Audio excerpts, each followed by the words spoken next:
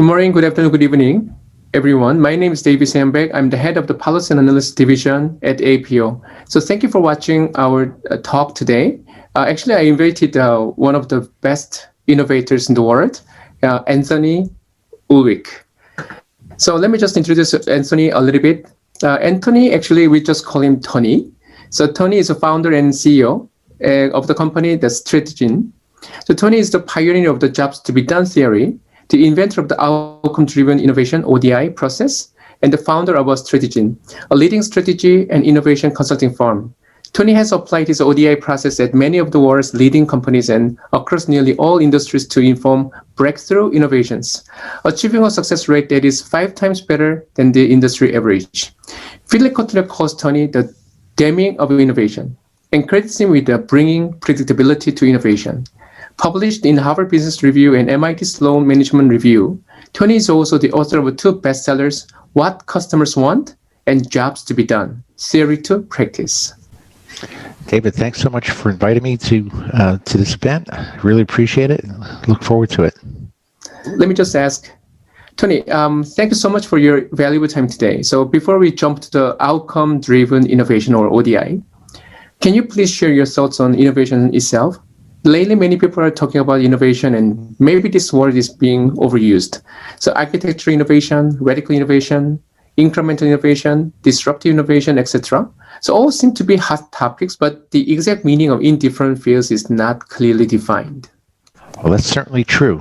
And innovation is a hot topic, and I think that's one of the key issues is that people define it in very different ways. And you gave many examples, but at a very high level, innovation, it sounds like it should be a pretty simple process. We define innovation as the process of coming up with solutions that address unmet customer needs.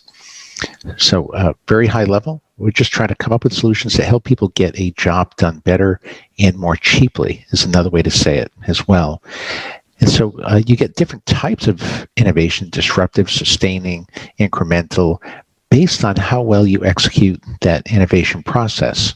So in other words, you can come up with a solution that addresses an unmet need and gets the job done a little bit better, or you can get the job done significantly better and significantly cheaper.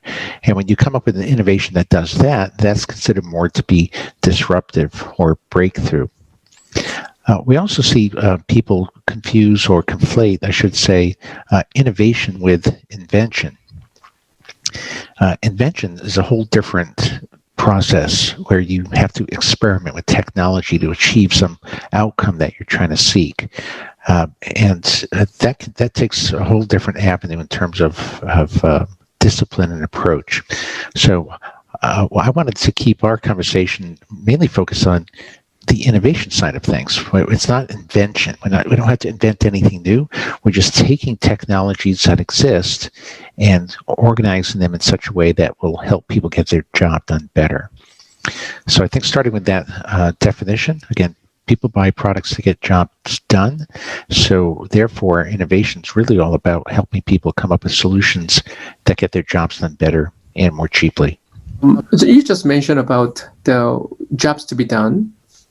So before we get to that, how are you going to define the innovation, like differentiate from the productivity, or how do you say that innovation will contribute to improving the productivity? Whether you're creating products or creating processes or services or working to make a process or an organization more productive, it's still the same general concept, right? You're still trying to come up with a solution that addresses unmet needs, right? In other words, you're still trying to get that process executed more quickly, more reliably, predictably, with higher yield, higher output, and getting it done more cheaply. So it's the same principles that are going to apply, whether you're applying innovation to improving products, services, hardware, software, processes, internal business processes. So the approach that we'll talk about here today applies to all those, and we have many examples of applying it in each of those situations. Let's start with the most fundamental principle of customer centricity. Since some companies and organizations have not yet adopted that basic mindset, I know that the customer is everything. People say that customers are always right, but still, even that mindset doesn't set in some organizations or companies. So how would you define it? Well, customer centricity, as it implies, is making your decisions around serving the customer, right? And what typically happens with a customer-centric mindset is that the entire organization is aligned in determining how to create value for the customer. And I think that's really the catch here, because every part of an organization is trying to create value for the customer, but they generally just don't agree on how to do it. And that's because they all come from a different starting place, and they think about customers through their own lens, and they have their own view as to what a customer need is and what customer needs are unmet. So being customer-centric to me is aligning the organization around the metrics that customers use to measure value and success when getting a job done. And so if we can define customer centricity in that light, then of course achieving that customer-centric approach is dependent on the entire organization aligning around a common understanding of customer needs, which are unmet, and if there's segments of people with different unmet needs. I haven't seen some organizations or companies think about the perspective from themselves rather than how users or customers accept their services and products. And then I think that's one of the reasons why also they can fail. So how can we help the organizations and companies to see that's kind of a valuable, like a customer centricity or user centricity? Because it really happens more often than not that this is really commonsensical that of course, we provide the products and services for whom exactly? Because users, customers, or clients. If it's a public sector, it would be like beneficiaries. But still, that mindset seems to be very difficult for some people to adopt because they think about, okay, so this looks so fancy because when we provide this and that service, without thinking about the perspective from the users and customers or clients. How can you change that mindset itself? I know that it sounds so cool and it's so right when you think about the customer centricity, but I think I've seen some companies or even I haven't seen some public sector organizations or private companies even also they don't have this mindset even though they talk about it. Well, it's a very difficult mindset to adapt to because I think inherently people are more problem solvers. They love to come up with ideas and solutions, and they love doing that based on what they already know and think. So it's very attractive to brainstorm ideas and test them out in the market and try to go down that path, hoping that customers will want what they're offering. But I think the real mindset shift comes in. I love going back to Theodore Levitt's quote where he says, people don't want the quarter-inch drill, they want the quarter-inch hole. So what that means to me is that we have a choice. We can see everything through the drill maker's perspective and lens and see through their eyes, or we could see everything through the hole maker's eyes. And it's just hard to do, right? If you are the drill maker and it's your company, you see everything through that lens. It's very hard to step out of your shoes and into the shoes of the customer and quite literally see everything through that different lens. So I always view that as a choice of perspective. And it's hard to make the choice and it's hard to keep the perspective. Even when you know that you're trying to see it through the customer's lens, it's so hard to stay from that perspective because you keep drifting back to the way you're used to thinking about things and so on. So it takes practice. It takes discipline. But once you start seeing your markets through this different lens and it clicks, it's very hard to go back in the other direction. So what we often say is, we call it, adopting the mindset. And it takes a little practice, but we often go through exercises with our clients to have them think about their market through this lens. And we take them through the exercise. Who are you serving as a customer, and what job are they trying to get done think of it from their perspective.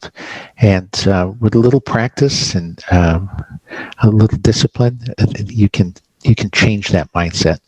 So while most companies try to keep customers' needs in mind, why do so many innovation projects fail, in your opinion?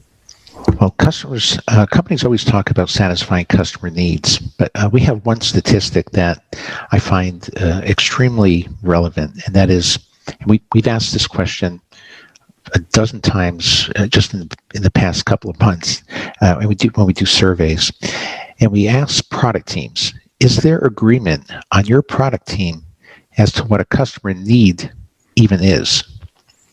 And over 80% of the respondents say, no, there isn't. There is no agreement on what a customer need even is. What its structure should be, what its purpose should be, what its format should be. So this is what I find so interesting. You have the marketing team looking for exciters and delighters, and you have the development team looking for requirements and specifications. You have R&D looking in another direction. You have the sales team thinking about solutions, wants, and latent needs. Everyone's defining customer needs in a different way. So this is why when sales and marketing and development and R&D come together, there's a lot of arguing going on because they're well motivated. They're all trying to satisfy customer needs. They just simply don't agree on what a need even is. And to us, this is why the jobs to be done mindset and outcome-driven innovation are so critically valuable, because it offers a way to think about customer needs that everyone can agree on. Because I think that the sales team and marketing, development, and R&D can all agree that people are buying products to get a job done. So if we can define a customer need around the customer's job to be done, now everyone's on the same page. So then, of course, if you can get development to create products that get the job done better, and marketing to sell and position products that get the job done better, and now everyone's in alignment, and growth will come. So I would like to ask you whether you can think of any failed project. Sure. We worked with a company a number of years back called Kroll OnTrack. It was just OnTrack at the time. And they had a great technology that could help recover data off a damaged hard drive. And they thought, well, we're great at removing data from hard drives. What other markets could we get into?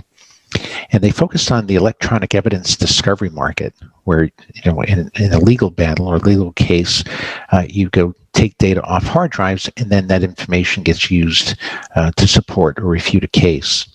So they failed at doing this their first two attempts. And the first two times they did it, they focused on the same customer as they had in their core business. They thought it was the IT professional who wanted to get data removed from the hard drive and have the hard drive data recovered. And that was part of it. But in this new market, their customer was no longer the IT department. It was the legal team. And what the legal team's job was not to just remove data from the hard drive. It was to find information that would support or refute a legal case. So in addition to having to get the data off the hard drive, they had to make it searchable so you could find information that would be valuable to the legal team. So once they had hired us, and we helped them figure that out. And the third time around, based on this new insight and a common understanding of who the customer was and what their needs were, they were able to align in their decision making, put together a product that won in the marketplace, and they led that industry for about 15 years. They were very hard to catch because they knew all the customers' unmet needs, and they systematically worked through solving them through multiple iterations of their product over a number of years. So if a company is ready to listen to customers, that's a good first step. However, simply listening to customers and trying to accommodate their needs is not enough. Can you explain the problem with simply listening to customers and what the next logical, concrete steps should be? So listening to customers, as you say, is a great start, but you have to know what you're listening for. So, and you have to direct the conversation correctly. In other words, you have to really be able to understand the customer's true need. Now, what we see in many situations is if a typical interviewer starts talking to a customer without having a very clear definition of a need in mind, that the customer will start talking about solutions. And David, you mentioned before that, the customer's always right, give customers what they want. But if they're asking for solutions, in other words, if you go to customers and say, what features do you want or what solutions do you want, you're going to end up in trouble. And the reason is customers often don't know the best solutions to solve a problem.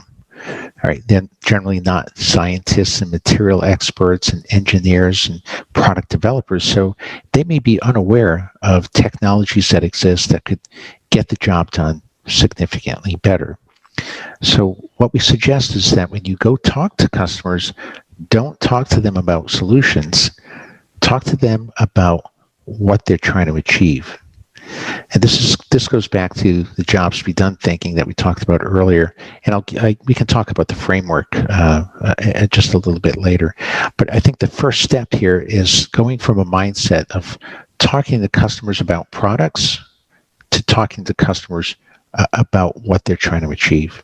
Maybe it's because we are mistaken to believe that customers know everything what they want, right? I mean, that's the misconception that, okay, so we just ask them and we just try to accommodate their needs, then we will just end up resolving their problems, which is not the case all the time, right?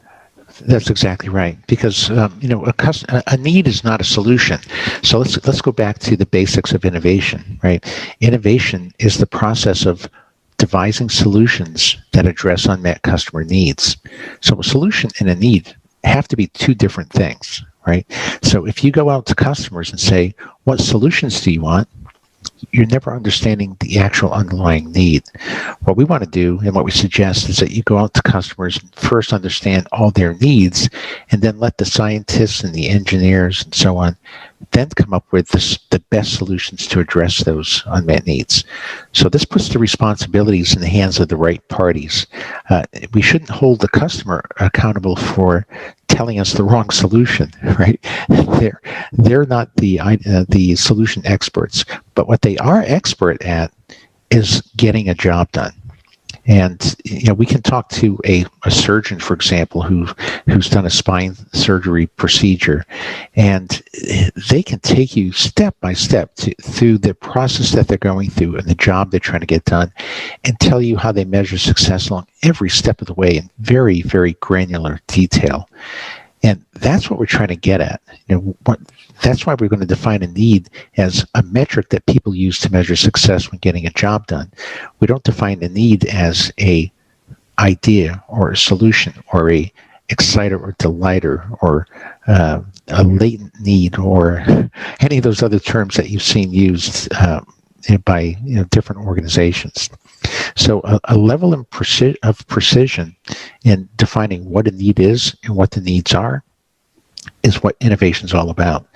Think of it like this. You're trying to set up a framework where you can quite literally test different ideas against a set of metrics to figure out which idea gets the job done better. Right? And so you're trying to bring a level of science to this, which means these metrics have to be very granular and tied to the job the customer's trying to get done. And then your solutions can be all different kinds of technologies or platforms, and you can assess them independently to see which one's getting the job done best. And by doing that, you know where to invest or which technology or the solution to invest in, because you're going to pick the one that gets the job done better and more cheaply.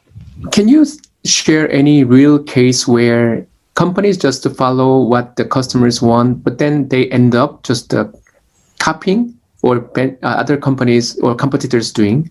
Because, for example, you asked me about, okay, so what do you want? And then I said, okay, I need this feature and these features.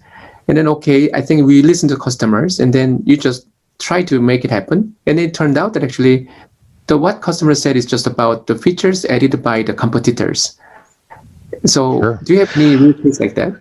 I sure do. One of my very first experiences in the industry offers up a great example. It was my first project I worked on when I worked at IBM. So this goes back a number of years.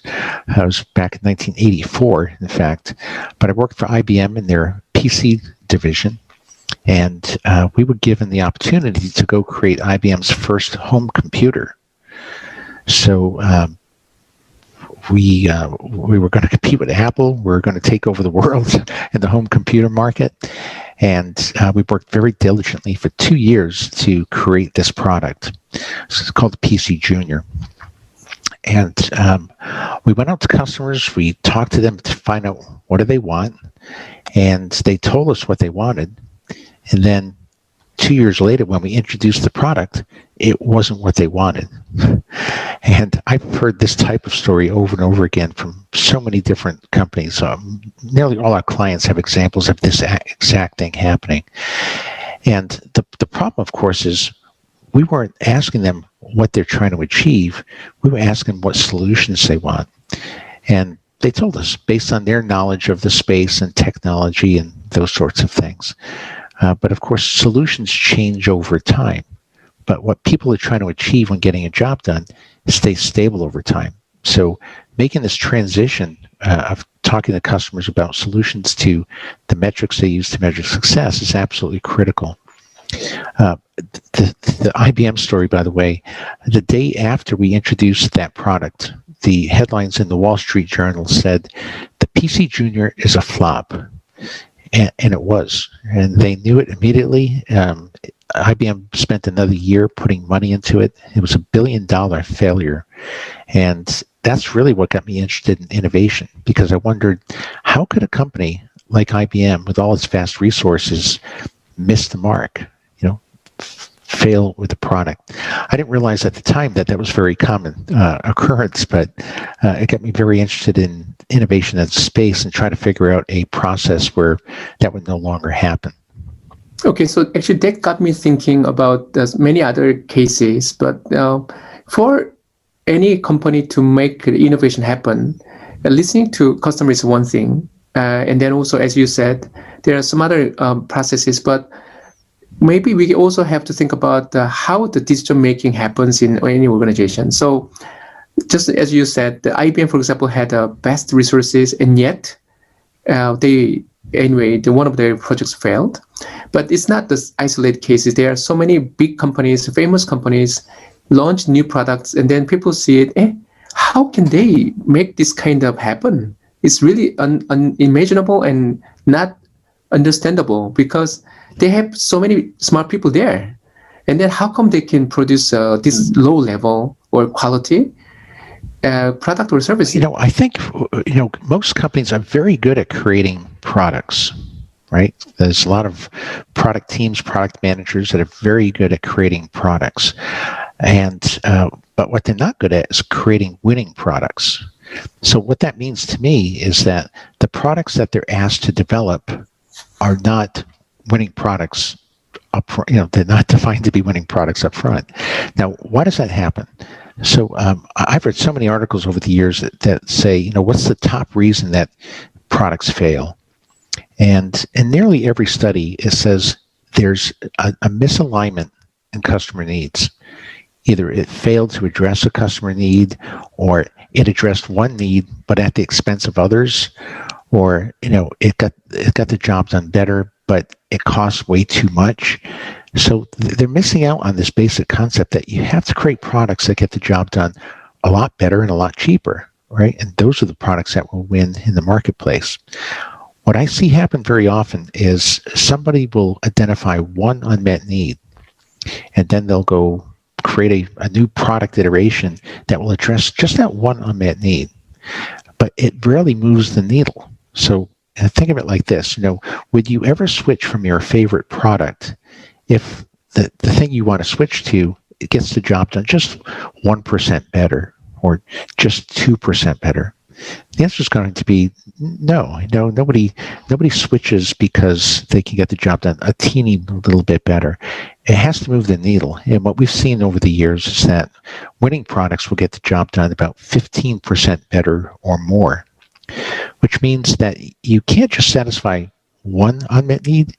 Generally, you have to discover 4 or 5 or 10 or more and satisfy most of them before you can create a significant amount of new value. And again, going back to what I said earlier, in most product teams, they don't even agree on what a need is, never mind what the needs are in which are unmet. So it becomes very unlikely for them to create a winning product. We helped Bosch enter the North American circular saw market, and they were competing with DeWalt and Makita. And we discovered a segment of customers for them that had 14 unmet needs.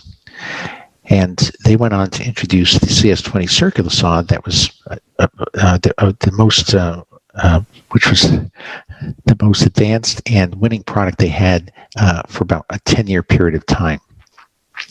Now, what I love asking is, what are the chances that that Bosch team would just randomly come up with a solution that addressed those unmet needs in that segment if they didn't know the segment existed and if they didn't know that those were the customer's unmet needs? And of course, the answer is almost zero. But as soon as we presented them with the insight that there was a segment of customers with 14 unmet needs, it took them roughly 3 hours to conceptualize this new circular saw that won market share in that market space. You developed the concept of outcome-driven innovation. So can you walk us through the methodology it is based on? Sure. So outcome-driven innovation is based on this premise that people buy products to get a job done. And they use a set of metrics to measure success as they go about and get the job done. There might be 50 to 150 different metrics that they use. We call these metrics the customer's desired outcomes. And once you know what these desired outcomes are, these are all the levers to help get the job done better or more cheaply. And once you know what they all are, we align sales, marketing, development, and R&D around a common understanding of these needs, and everyone acts in unison to take the right actions to create more customer value. So it's really that simple. What we're doing is we're aligning the actions of the organization around the metrics that customers use to measure value in getting a job done. And drawing that direct connection makes the organization far more efficient and far more effective at value creation. Can you elaborate on the theory of jobs to be done? Does the theory need a specific framework before putting it into practice? Yeah, that's a great question. Jobs to be done, I view that as more of the perspective, right? It's the lens through which you want to see the market, right? You want to look through you want to see the market as a group of people trying to get a job done. So in that sense, you don't need a specific framework to start thinking about your market from that perspective. So in other words, you could be in the market for helping parents pass on life lessons to children. Now, when you think about from the market from that perspective, parents are the group of people trying to get a job done. Pass on life lessons to children is the job they're trying to execute. And now you can go study that job and figure out, well, what are parents trying to do as they pass on life lessons to children? How do they measure success? Now, when you start going down that path, then you need a specific framework, and that's why we developed outcome-driven innovation. It's taking it to that next level. And outcome-driven innovation goes beyond just defining all those needs, too. It goes into prioritizing them to figure out, are there segments of people with different unmet needs? In other words, do some parents have certain unmet needs when passing on life lessons to children than others? Maybe some have more obedient kids that value their input and their insight, and they'll, adopt these lessons more quickly than others. But every market we've ever worked in, we see that there's disagreement amongst customers as to which needs are unmet. In other words, in every market, people have there's groups of people with different unmet needs. So discovering those segments is absolutely critical, and that's an integral part of the ODI process as well. So again, that follows a specific framework. And then once you know what those unmet needs are, you have to form what we call the innovation strategy. And that's deciding as a company, well, what segments of customers do I want to go after? And what products do I want to target towards those customers? And which unmet needs do I want to address with my next product iteration? Now, making those choices is what we believe is product strategy. And again, that follows a very specific formula when we're using the ODI process. And then from there, of course, the organization has to execute on the innovation strategy. They have to figure out new solutions and ways to address those unmet needs. They have to come up with a value proposition that communicates the value that they're delivering to the customer. So all that comes into play, and it becomes an end-to-end innovation process from conceptualizing the needs that customers want to putting the solutions in the market with the right value proposition and the right messaging. Based on what you explained, what are some possible growth strategies that companies can adopt both immediately and in the midterm?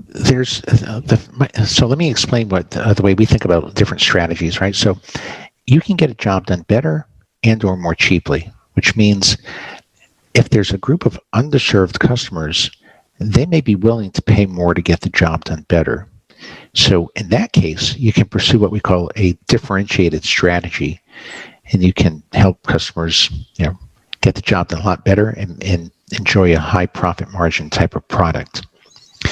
On the other extreme, you may want to target customers that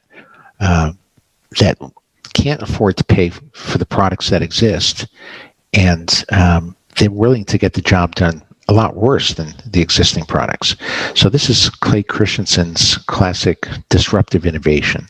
So that's another growth strategy that's possible. And that works when there's an overserved segment. In other words, there's groups of people that are willing to sacrifice performance for lower price. So any of those strategies can work, but the one that we like the best is what we call a dominant strategy. And that is a solution that gets the job done better and more cheaply. So going back to that Bosch example, when we helped them into the North American circus film market, they created a product that satisfied 14 unmet needs better than the existing products, and they did it at the same price point. So that's hard to beat from a competitive standpoint. So whenever you can get the job done a lot better and cheaper, or even at the same price point, you're going to win in the marketplace. So think about that as always a short-term or long-term winning strategy, focusing on getting the job done better and more cheaply. Well, can you share some real-life examples of outcome-driven innovation and jobs to be done? Sure. So we've applied this in nearly every industry over the years. It works exceptionally well in markets where you just can't get it wrong. So we work in a bunch of those markets. They're often in the medical device space where there's a lot of regulatory approvals and just regulation in general that has to be considered when you're bringing a product to market. So that may take 3 to 5 years, in some cases even 8 or 9, to go from product conceptualization to market launch. Now, they can't afford to get that wrong.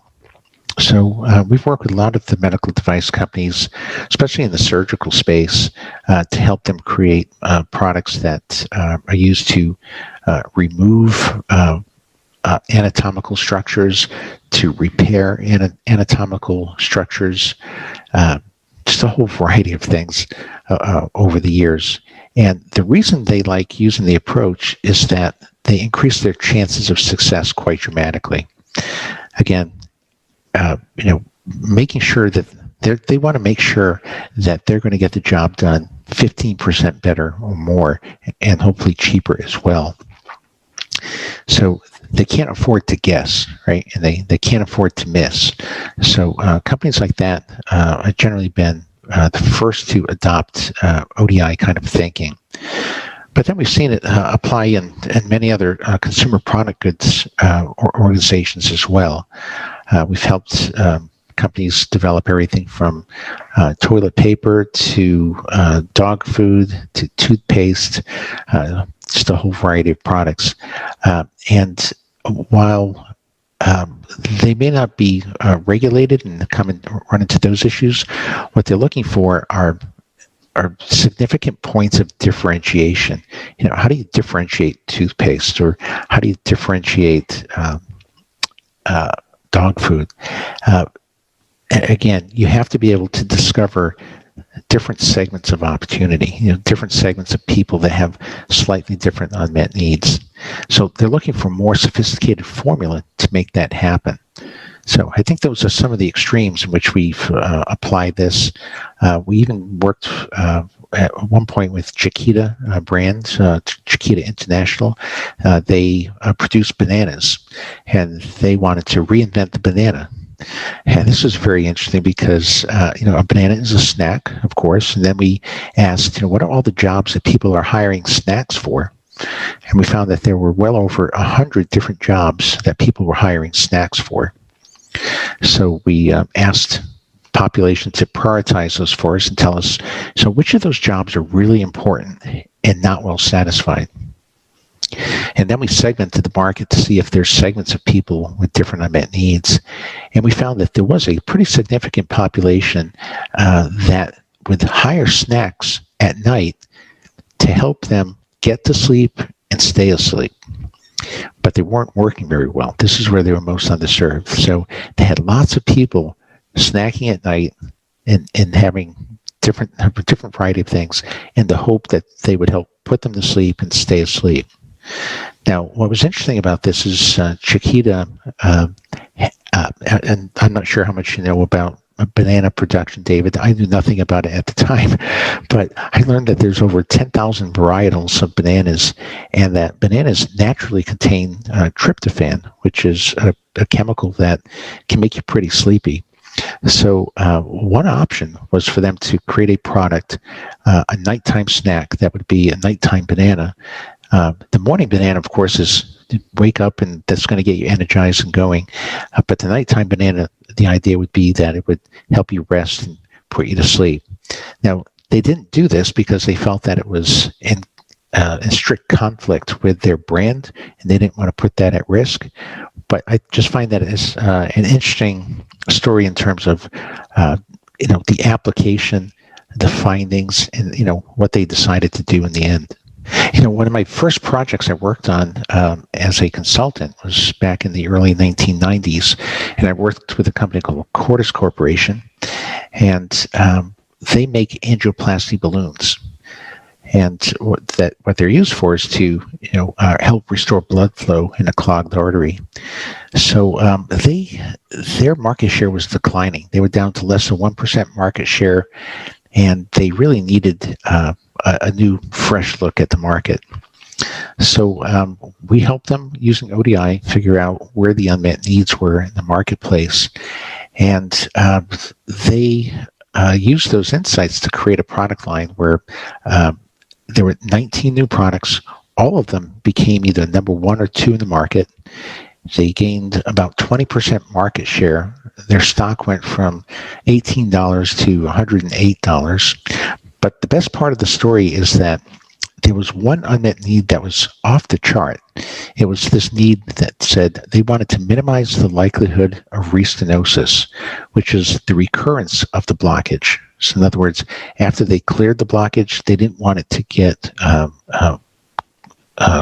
cluttered once again.